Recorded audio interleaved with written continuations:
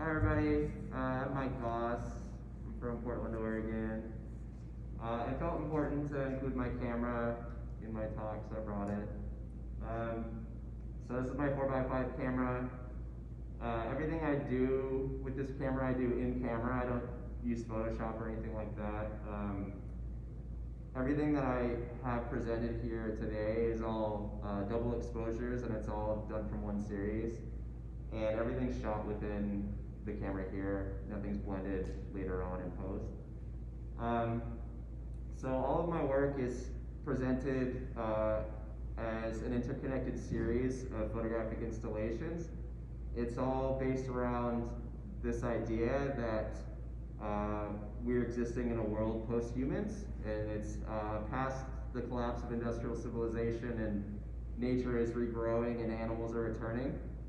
And so this phase of my project now is called Someday This Will All Be Gone.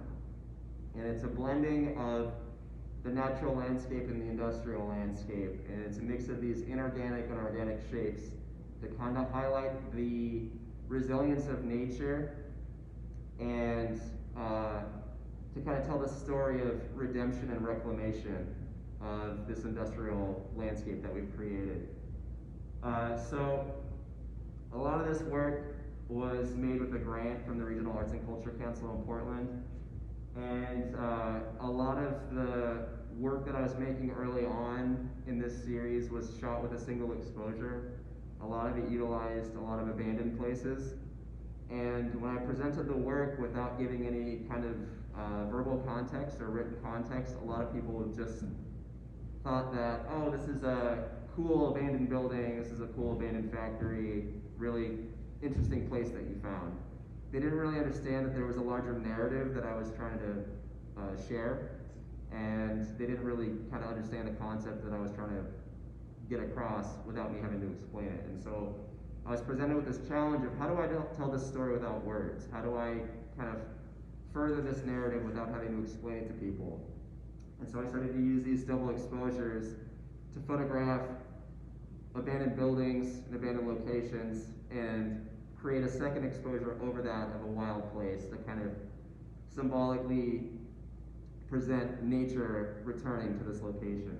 So this first one, this was shot up in Washington, and the first image is an abandoned cooling tower from a nuclear facility. It's just outside of Olympia, like up near the Olympic Peninsula. It's the Satsop nuclear power plant. It actually never held any nuclear material, so it's totally safe to go there. It was the most ambitious nuclear power plant that was ever conceived, and it was so ambitious that they actually ran out of funding and they never finished it. So there's two cooling towers there, and there's a bunch of buildings, and now it's just basically a business park. So I shot a photo of the cooling tower, and then I saved the film, and then I shot a second exposure of a meadow with a big tree in the middle. And to me, what the image symbolizes is this idea that not just the nuclear power plant, but civilization itself, industrial civilization, that we as humans kind of have this concept, this idea that civilization is too big to fail, that we've created something so massive, this monolithic thing that just cannot fail. It's so large that there's no way that it could ever crumble. We can't imagine our lives without it. But when I start to think about the existence of humans on this planet, the scale, scientifically, the studies that show the lifespan of the planet that we exist on now, and humans existing within the timeline of the Earth's history, just being such a small fragment of that, and then industrial civilization just being even a tinier fraction of that, and thinking that that way of life can go on forever is just kind of ludicrous to me for how much damage and destruction has happened within that short period of time. So for me, the idea of something being too big to fail was very much carried over with the symbolism of this nuclear power plant, that they had all this funding and they had this grand idea for this power plant, and they just like ran out of money, and they're just like, what do we do now? Let's just leave it, and abandoned it. So it's pretty amazing. It's horrifying, but also really amazing. So I felt pretty lucky to go check it out. You all can go check it out. It's not far, so if you ever go up that way, it's definitely worth seeing. It's pretty fascinating. You can go to the next slide, please. So this is double exposure. I don't know if anybody recognizes the formation in the background, but that's Half Dome, yeah. And then the buildings from Route 66, historic Route 66. And I think the genesis of this project for me is, of course, rooted in, you know, a lot of things that people are kind of now paying more attention to, like climate change and species extinction and things like that. But when I was young and growing up in the punk scene and listening to a lot of music that talked a lot about, you know, ecological destruction and overpopulation and species extinction, things like that, it's something that caused me a lot of anxiety because I felt like such a small part of this, and it felt so overwhelming and something that I could make such a small impact on. But one thing that kind of gave me a little bit of comfort was this idea that, you know, someday this will all just be gone. Someday the civilization that we created, the society that we created just won't exist anymore. Nature's resilient, nature will return, nature will grow back. And it doesn't take human intervention to make that happen. So that brings me a little bit of comfort. So that's why I named this project Someday This Will All Be Gone, is that it's this mantra that I would kind of repeat to myself whenever I felt kind of overwhelmed by this news that was constantly coming back, like, oh, the rainforest is burning down. Oh, these new species disappeared today, et cetera, et cetera, et cetera. So it was something that I would repeat to myself whenever I would get overwhelmed or angry or upset over something that I didn't really have any control over. We can go to the next one. Another thing that I try to use in my work, even though I'm a big fan of photography and music in general, I'm mostly inspired by literature. And so I like to use concepts like magical realism and subtle horror and alternate history in my work. And I don't know if anybody recognizes the waterfall that's in this, but the waterfall is actually from the show Twin Peaks. So this is actually just outside the hotel where they film part of the show at. And so a lot of the elements that I try to incorporate into my photography are ideas that have come to me while I've been reading books. And so I'll read like an interesting passage or a sentence or a paragraph, and I'll think, okay, like what is that idea or that concept, how would that look like what would that look like in a photograph? And so I'm presented with this challenge of creating an image based on that idea.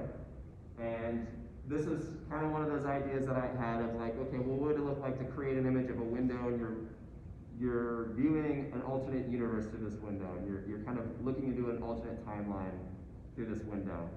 But you're not realizing you're looking into an alternate timeline. It looks like one image. It's not two images pressed together, it's one image.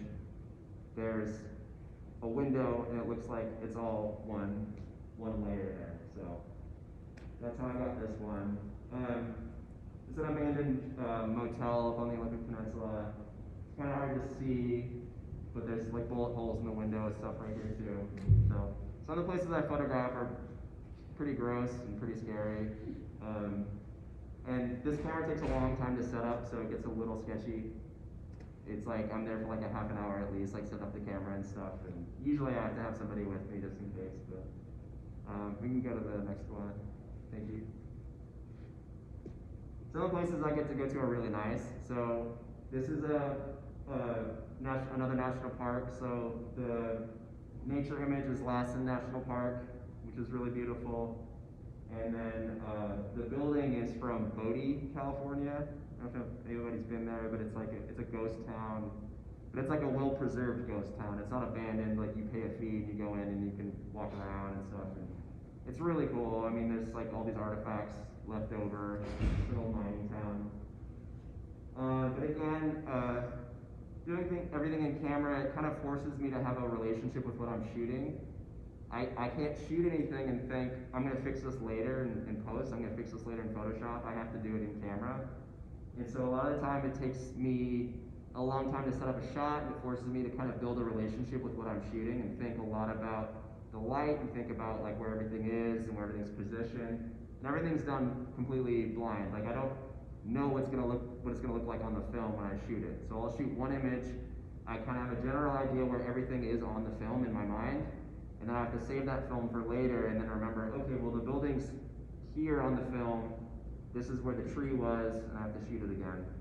And there's also other things like one image, there'll be a shadow in it, so that means the second image will pop out more in that shadow. And so I have to consider those kinds of things, et cetera, et cetera. It gets really complicated.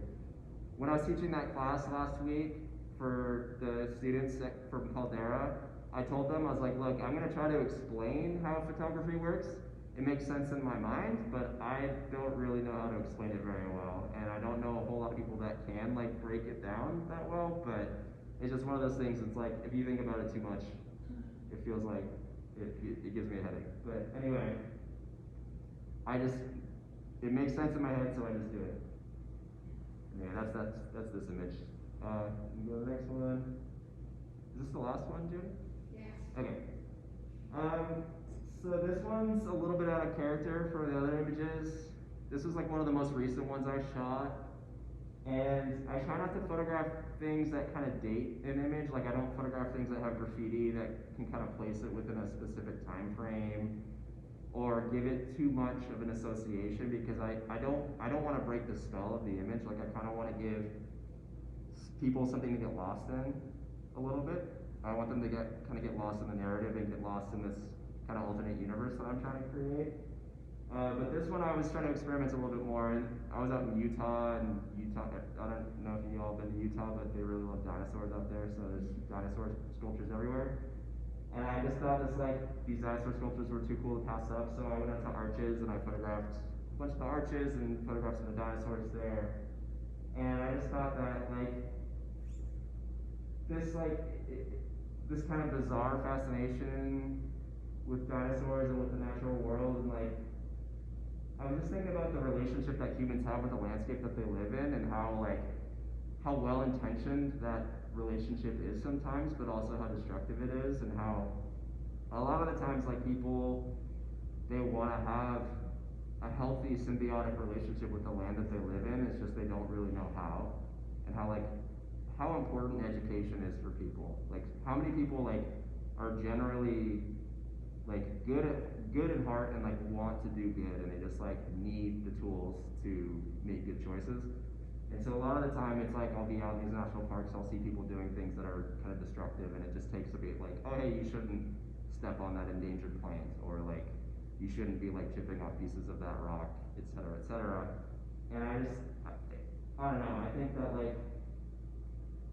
this obsession with the dinosaurs, obsession with extinct creatures, it just it makes me kind of sad sometimes thinking about this fascination with animals that don't exist anymore, that obviously not dinosaurs, but other animals that maybe we could be saving, that are going extinct because of human influence, that could be saved for lack of human influence. But I just want to make work that's more eco-centric, focuses on the environment. I feel there's a lot of art that's very anthropocentric, and I'm very supportive of that. It's just not something that I'm particularly good at, and it's not something that I think that I'm as qualified to speak about. So I feel the work that I like to make is placed in my natural strengths of I like being alone out in the woods. I like being alone out in the desert. I spend a lot of time wandering around places that most people don't go with my camera, and I like photographing places like this, and it's both fun and educational, and I get to meet lots of nice people, and I get to make a lot of art. So I'm really thankful I get to be here at Caldera. This is perfect place for me. I get to be out here in the woods, this beautiful lakes. I haven't seen the otters yet. Aaron keeps seeing the otters, and I haven't gotten to see him yet. I'm gonna go tomorrow and try to see him. But there's a really fat bluebird that lives behind my cabin. I see him every day, which is awesome. But I've really enjoyed my time here. Thank you all so much for making that possible, and thank you for listening to me.